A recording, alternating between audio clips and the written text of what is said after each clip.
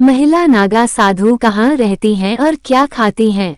जाने इनकी रहस्यमयी दुनिया। नागा साधुओं के बिना कुंभ की कल्पना भी नहीं की जा सकती है। महाकुंभ के आगाज होने के साथ ही करोड़ों की संख्या में अघोरी और नागा साधु आस्था की डुबकी लगाने के लिए आते हैं। पुरुषों के समान ही महिला नागा साधु भी होती हैं। आइए आपको इस लेख में महिला नागा साधु से जुड़ी सारी बातें बताते हैं। उत्तर प्रदेश के प्रयागराज में महाकुंभ की भव्य शुरुआत हो चुकी है और इसका समापन 26 फरवरी को होगा। लगभग 45 दिनों तक चलने वाले महाकुंभ में गंगा, यमुना और सरस्वती के त्रिवेणी संगम पर आस्था की डुबकी लगाने के लिए इस बार 40 करोड़ श्रद्धालुओं शामिल हो सकते हैं। महाकुंभ में बड़ी संख्या में साधु संत संगम में पवित्र स्नान करने के लिए दूर दूर से पहुंच रहे हैं। हर बार कुंभ में आने वाले नागा साधु लोगों के बीच आकर्षण का केंद्र बने रहते हैं। नागा साधुओं के बिना कुंभ की कल्पना भी नहीं की जा सकती है।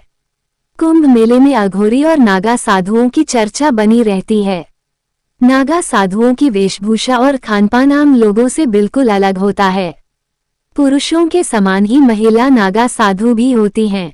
महिला नागा साधु भी अपने जीवन को पूर्ण रूप से ईश्वर को समर्पित कर देती हैं और इनकी दुनिया भी एकदम अलग और विचित्र होती है।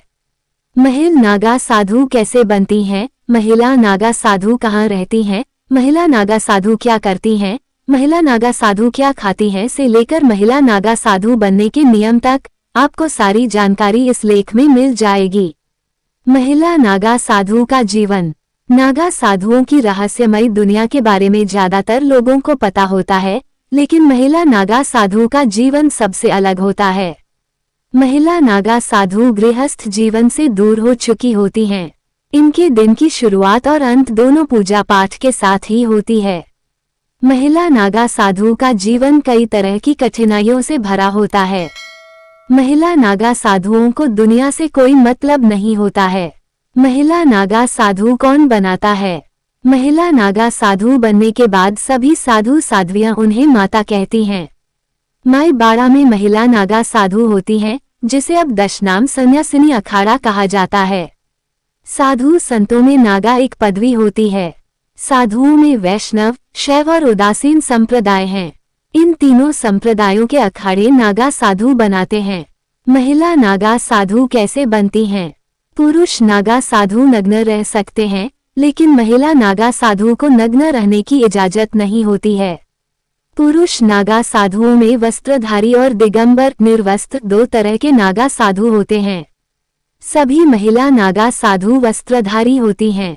महिला नागा साधुओं को अपने माथे पर तिलक लगाना जरूरी होता है, लेकिन महिला नागा साधु गेरुए रंग का सिर्फ एक कपड़ा पहनती हैं, जो सिला हुआ नहीं होता है। महिला नागा साधु के इस वस्त्र को गंती कहा जाता है। नागा साधु बनने की प्रक्रिया क्या है? महिला नागा साधु बनने की प्रक्रिया काफी कठिन होती है और इनका जीवन भी बेहद कठिन होता है। नागा साधु बनने के लिए महिलाओं को कड़ी परीक्षा से गुजरना पड़ता है। नागा साधु या सन्यासिनी बनने के लिए 10 से 15 साल तक कठिन ब्रह्मचर्य का पालन करना होता है।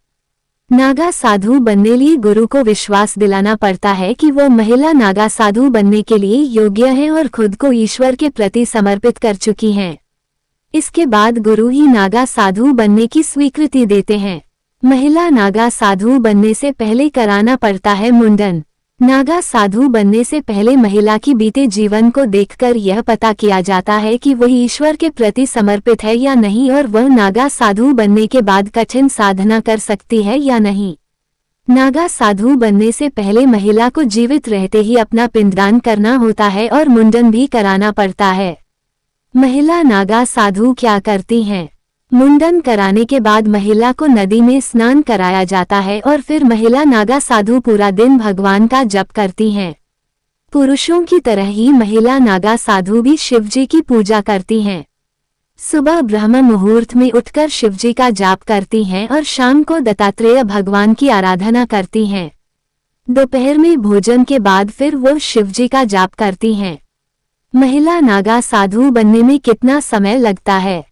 सन्यासी बनने के बाद महिला नागा साधु बनने के अंतिम चरण तक पहुंचने में लगभग 10 साल तक का समय लग सकता है। नागा साधु क्या खाते हैं? नागा साधु खाने में कंदमूल, फल, जड़ी बूटी, फल और कई तरह की पत्तियां खाते हैं। नागा साधु के समान ही महिला नागा साधु भी यही चीजें खाती है। महिला नागा साधु कहाँ रहती हैं? Where do female Naga sadhus live? कुंभ मेले के दौरान नागा साधुओं के समान ही महिला नागा साधु भी शाही स्नान करती हैं। महिला नागा साधु के रहने के लिए अलग अलग अखाड़ों की व्यवस्था की जाती है। हालांकि पुरुष नागा साधु के स्नान करने के बाद वह नदी में स्नान करने के लिए जाती हैं। अखाड़े की महिला नागा साध्वियों को माई, अवधूतानी या नागिन कहा जाता है।